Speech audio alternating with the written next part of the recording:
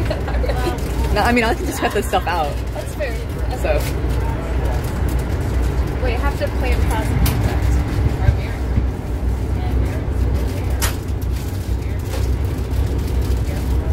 Let's talk about Star Wars. So when you think about Star Wars, the first thing that comes to my mind is those two sides. You have the dark side and the light side, and there's a clear line there between good and evil. And so that's kind of what we think about in everything, really. That in most popular stories, there's a good side and then there's the evil side. And people tend to think that that's just how it is.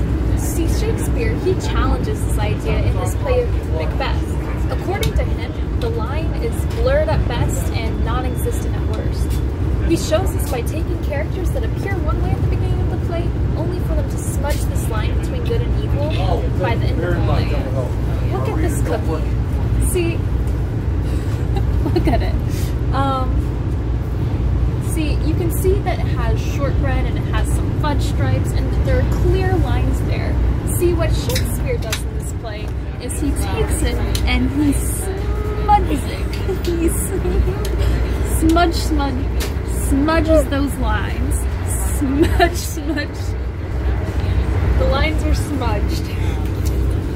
So that's kind of how it is in this play, because he smudges the lines between good and evils within the characters. And so we can see this especially when we look at the characters of Macbeth and Macduff and Malcolm. So at first we have Macbeth, who is the clear hero of the play at first. He's brave, he's loyal. Even the first description of him we hear describes him as honorable, noble, and a brave soldier. The first description is Act 1, Scene 2, lines 18 through 25, which is, for brave Macbeth, well he deserves that name, staining fortune with his brandished steel, which smoked with bloody execution, like Valor's and Indians, carved out his passions till he faced the slave. So we have that. I think, yeah, okay. So we have that, and we have this description of a brave soldier who's not afraid of anything, who'll go out into the battlefield and do what needs to be done, who's honorable and noble and deserves honor and praise. So he's good, right? Well, throughout the play, Macbeth has this downward spiral where his qualities that look so good at first, like ambition and bravery, get twisted and blurred and are twisted. They're twisted to drive him to things like murder and general indecency.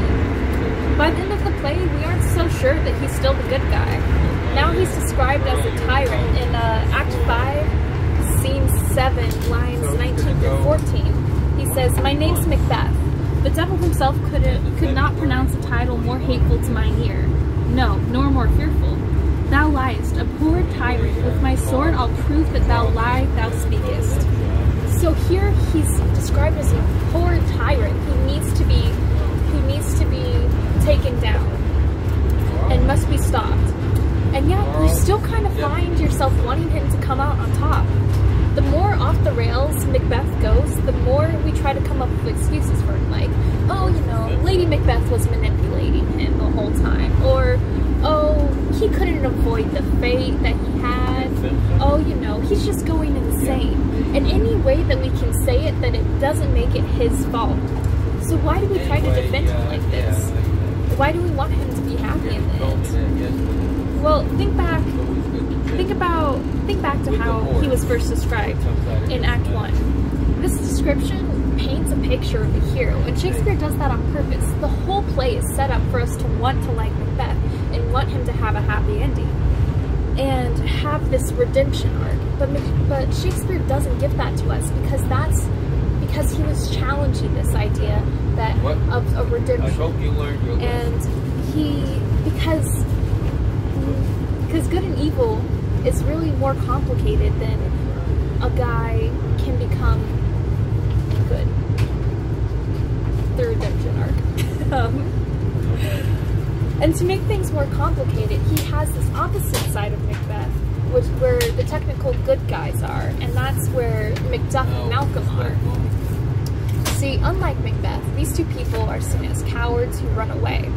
Macbeth ran away when he felt threatened and left his entire family vulnerable. And they ended up being being killed.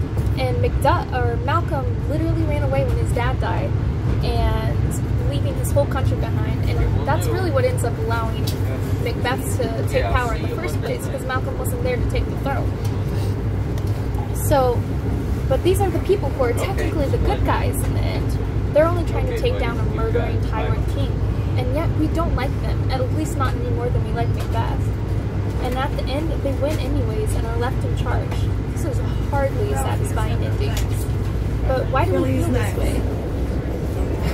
Why do we feel this way? Shouldn't we be happy that the good guys won? Which side is actually good and which one is actually evil? It's not clear, is it? Well, this is what Shakespeare was trying to say through all of this. He's smudging those fudge stripes, and in life and in those characters, he's saying that it's not always going to be cut and dry like that there are different sides to every situation. We can't be quick to say that one is good and one is evil. And Shakespeare takes this example of this and shows that right and wrong isn't always black and white or short fudge stripes.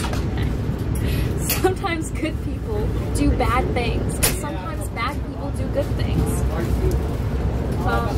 Oftentimes there's a mix of good and evil in every situation. So next time you go and judge a situation, think about both sides and really consider them. You might find out some new facts that you didn't know before and see a new perspective. Oftentimes there isn't just one side that's good and one that's evil. That's just not how life is. You must find the good within the bad and watch out for the bad that's within the good. And at the end of Macbeth, our hero is dead, and the country is in the hands of a cowardly idiot. But hey, at least Malcolm didn't kill anyone, or didn't murder anyone. According to the play Macbeth, there isn't always a clear line between good and evil. And as the witches say, fair is foul, foul is fair. And that's just how the cookie crumbles. Thank you.